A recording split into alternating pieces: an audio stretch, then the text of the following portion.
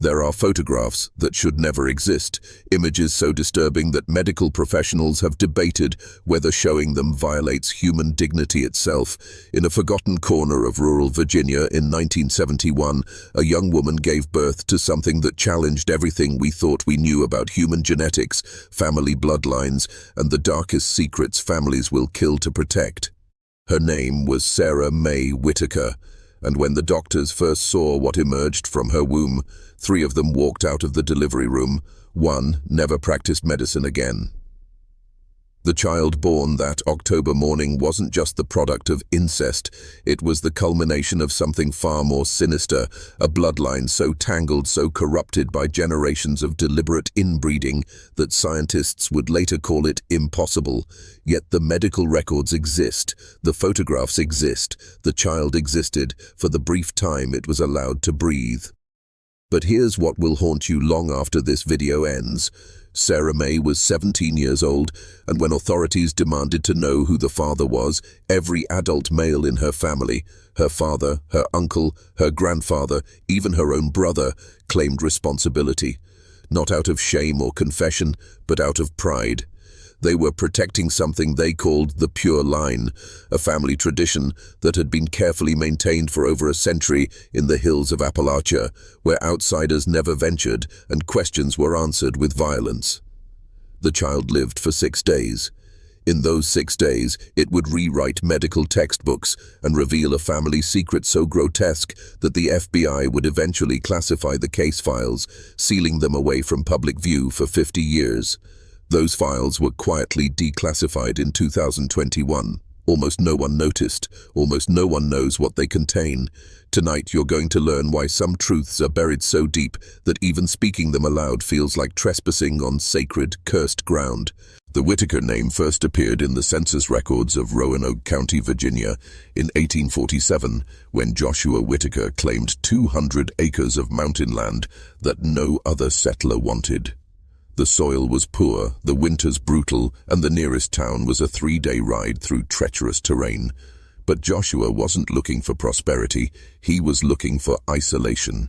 And in those remote hollers, where morning mist clung to the mountainsides like secrets refusing to lift, the Whitaker family began an experiment that would span 5 generations. Joshua brought with him 2 wives, his legal wife Martha and her younger sister Rebecca, who he claimed as a companion under frontier law. The local preacher, desperate for any congregation in the wilderness, blessed both unions. By 1855, Joshua had fathered 14 children between the 2 sisters. But here's where the story takes its first dark turn. When those children came of age, they didn't seek spouses from neighboring families. They married each other. The family journals, discovered decades later in a hidden cellar beneath the original homestead, reveal a disturbing philosophy. Joshua believed that mixing bloodlines weakened the human spirit, diluted what he called the divine essence that God had placed in his family line. He convinced his children that they were chosen, special, and that their purity must be preserved at all costs. By the 1880s, the Whitaker family tree wasn't a tree at all, it was a twisted vine, looping back on itself again and again. The children born from these unions were different.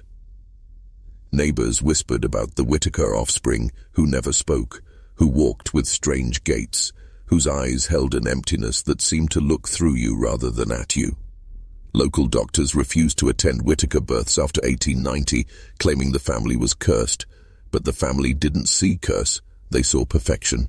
Each generation doubled down on the practice, convinced that they were approaching some kind of genetic ideal that the outside world was too corrupt to understand. By 1920, the Whitaker bloodline had become something that defied natural law. What started as marriages between siblings had evolved into something far more complex and disturbing.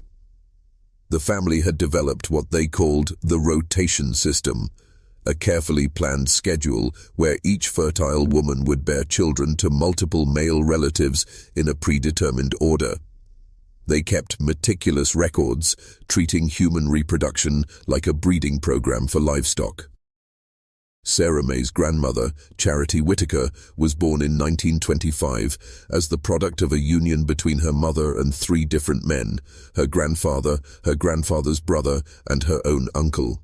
The genetic analysis conducted decades later would reveal that Charity's DNA contained patterns that should have been biologically impossible.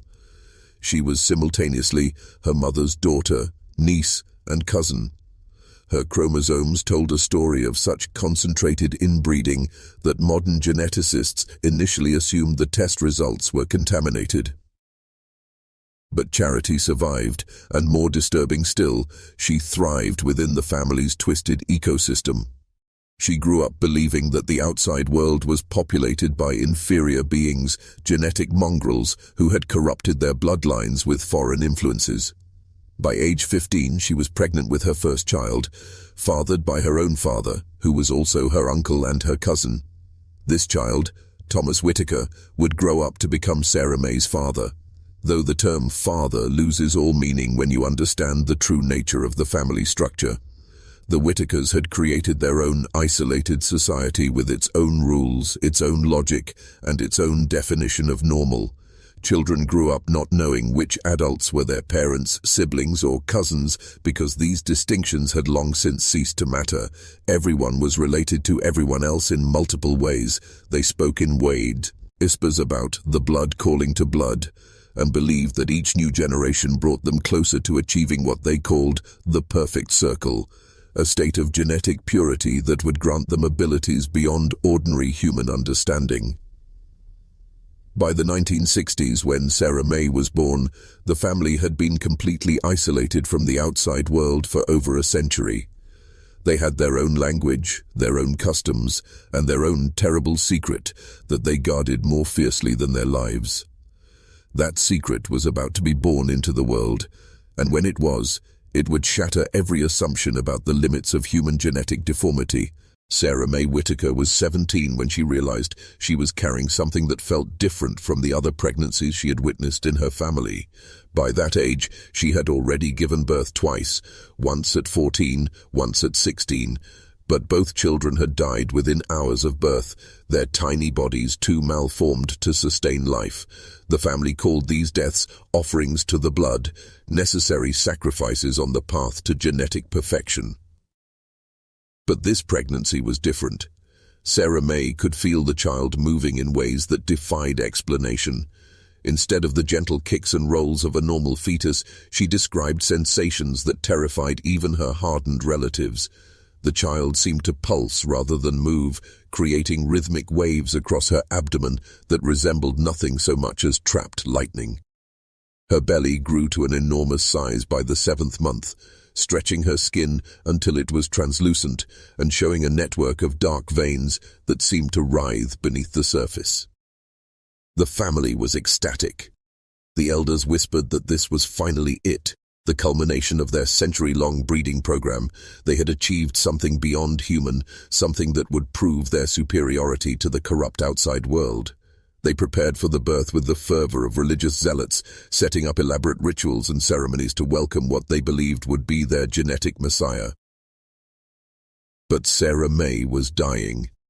The pregnancy was consuming her body from the inside out. She lost 40 pounds even as her belly continued to expand. Her hair fell out in clumps, her teeth loosened and began to fall from her gums. Most disturbing of all, her eyes began to change color, shifting from brown to an unnatural, pale yellow that seemed to glow in darkness. The family interpreted these changes as signs of divine transformation, but medical experts who later reviewed her case files recognized them as symptoms of severe genetic toxicity.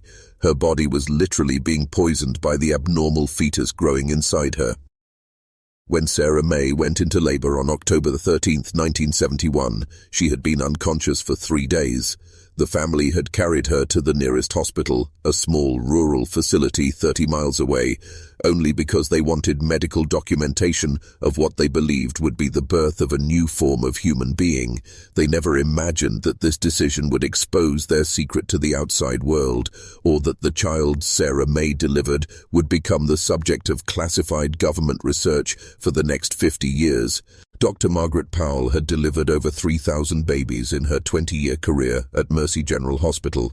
She had seen every complication, every deformity, every tragedy that human birth could produce. But when the Whitaker family carried Sarah Mae through the emergency room doors that October morning, Dr. Powell knew immediately that she was about to witness something that would haunt her for the rest of her life. The birth lasted 14 hours. Sarah Mae never regained consciousness, her body racked by contractions so violent that they shattered 2 of her ribs. The medical team struggled to monitor the fetus because its heartbeat produced patterns that their equipment couldn't properly read. Instead of the steady rhythm of a normal heart, the monitors showed irregular clusters of activity that resembled brainwaves more than cardiac function.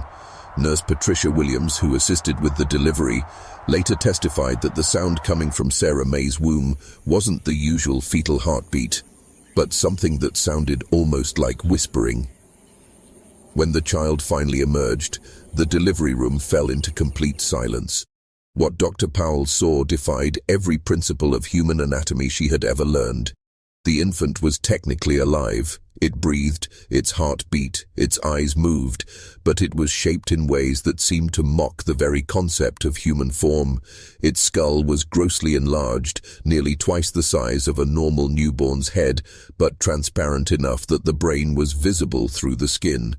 That brain was unlike anything in medical literature.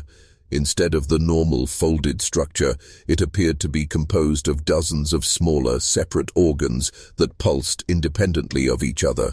The child's limbs were fused in impossible configurations. Its arms emerged from its torso at wrong angles, ending in hands that had too many fingers arranged in spiral patterns. Its legs were twisted around each other like vines, and where feet should have been, there were instead formations that resembled tiny faces, complete with moving eyes and mouths that opened and closed soundlessly. Most disturbing of all was the child's face, or faces, because there were 3 of them, overlapping and sharing features in a way that created an expression of constant, silent screaming. If you're still watching, you're already braver than most. Tell us in the comments, what would you have done if this was your bloodline? Because what happened next would test the limits of human compassion and medical ethics in ways that still divide experts today. The child was alive, but was it human? Did it deserve to live, or was keeping it alive an act of cruelty beyond measure? Dr. Powell had 6 days to answer questions that would challenge everything she believed about medicine, morality, and the nature of life itself. The child that Sarah Mae delivered was not supposed to survive. Every medical principle suggested that such severe deformities would be incompatible with life, yet somehow this twisted amalgamation of human genetics continued to breathe, to move, to exist in a state that challenged the very definition of living. Dr. Powell made the decision to keep it alive, not out of hope, but out of a terrible scientific curiosity about what the limits of human biology could actually sustain. For 6 days, the medical staff at Mercy General Hospital became reluctant witnesses to something that felt more like a supernatural phenomenon than a medical case.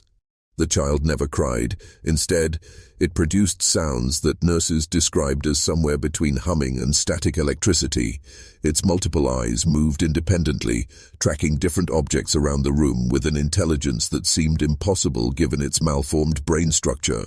Most unsettling of all, it appeared to respond to the presence of its family members in ways that suggested recognition, even affection. The Whitaker family maintained a constant vigil around the child's incubator. They spoke to it in their strange dialect, sang songs that no one else could understand, and performed rituals that horrified the hospital staff. They brought objects from their mountain home, twisted pieces of wood, stones arranged in specific patterns, and photographs of other family members that showed generations of increasingly severe deformities. They called the child the culmination and the perfect one, treating it with a reverence that was both touching and deeply disturbing. But the child was dying, and its death was unlike anything medical science had documented. Instead of the gradual organ failure typical of severely malformed infants, this child seemed to be dissolving from the inside out. Its transparent skin began to show dark patches where internal structures were breaking down, but rather than causing distress, these changes seemed to bring the child a kind of peace. Its multiple faces, which had shown constant agitation for the first 5 days, began to relax into expressions of something that almost resembled contentment. On the 6th day, as the morning shift arrived to check on the child, they found something that would haunt them forever. The child was still alive, still breathing, but during the night it had somehow managed to arrange itself into a position that was geometrically impossible given its fused limbs. It lay in the incubator in a perfect spiral, its twisted body forming a pattern that resembled ancient symbols none of the staff could identify. And in that position, with what appeared to be a smile on each of its 3 faces, the child finally died, taking with it the darkest secret of American family genetics and leaving behind questions that remain unanswered to this day. Within hours of the child's death, Mercy General Hospital was swarmed by federal agents. They arrived in unmarked vehicles, wearing suits that seemed out of place in rural Virginia, carrying briefcases and equipment that the hospital staff had never seen before. They claimed to be from the Centers for Disease Control, investigating what they called a potential genetic hazard to public health. But Dr. Powell knew immediately that these men were something else entirely. The agents confiscated everything: the child's body, all medical records, the photographs the family had brought, even the twisted pieces of wood from their mountain home. They interviewed every staff member who had contact with the case, requiring them to sign documents that legally prohibited them from ever discussing what they had witnessed. The official death certificate listed the cause as multiple congenital anomalies, a bland medical term that revealed nothing about the true horror of what had occurred. Sarah Mae died 3 days later, her body finally succumbing to the genetic toxicity that had been consuming her throughout the pregnancy. The Whitaker family, devastated by the loss of what they considered their greatest achievement, retreated back to their mountain compound and were never seen in public again. Local authorities who attempted to investigate their property in the following years reported finding the buildings abandoned, though neighbors insisted they could still hear voices singing in the woods on certain nights. The classified files, released 50 years later, reveal the truth that the government worked so hard to hide. The child born to Sarah Mae Whitaker represented something that challenged fundamental assumptions about human genetics and evolution. Its DNA contained sequences that appeared to be entirely artificial, as if someone had been deliberately manipulating the family's genetic code for generations. Most disturbing of all, analysis of the family's genealogical records revealed that their breeding program hadn't been random or accidental. It had been following a specific pattern, a genetic formula that seemed designed to produce exactly what Sarah Mae had given birth to.